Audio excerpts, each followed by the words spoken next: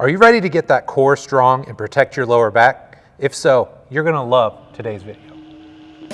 I don't know about you, but I absolutely love core exercises. And the downside to all this is that your standard exercises that you learned growing up, sit-ups, crunches, things of that nature, don't really do what we want or need them to do.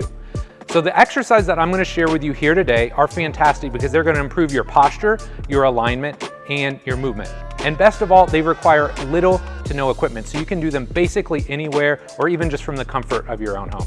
Now, before we dive in, take 2 seconds out of your day. Make sure you like this video, make sure you subscribe to the channel so you know each and every week when a new video drops. Now let's dive in and talk some core training.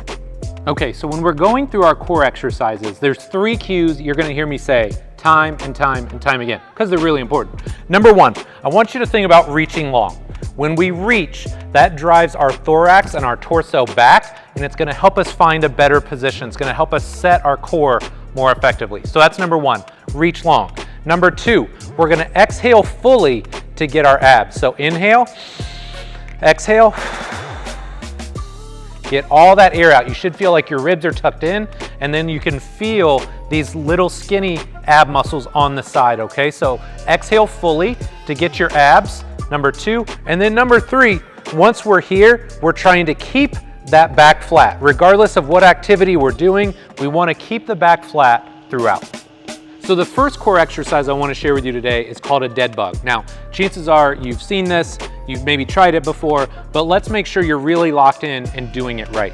So when we're doing a dead bug, we can go ahead, do our 3 cues. We can reach long, exhale fully, and then we're gonna keep our back flat as we extend our leg out, okay? Looks pretty simple, guaranteed it's a lot harder than you think. Now, if it is too hard, don't go with a long lever with your legs.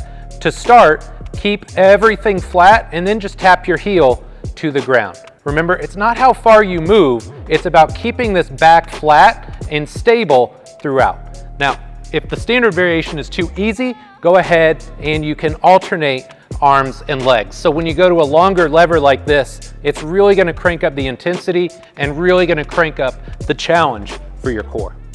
Our second core training activity is a leg lowering drill. Now, I like to use a band when I do this. If you don't have a band at home or you don't have access to a band, just use a long towel instead. So what you're gonna do here, you're gonna take the band, wrap it over your midfoot, you're gonna lay on your back. I like to think about getting my knees straight and pulling my toes back towards my face. Inhale, exhale fully to get abs, and then we're lowering slow and controlled here. The whole time keeping the back flat and glued to the ground.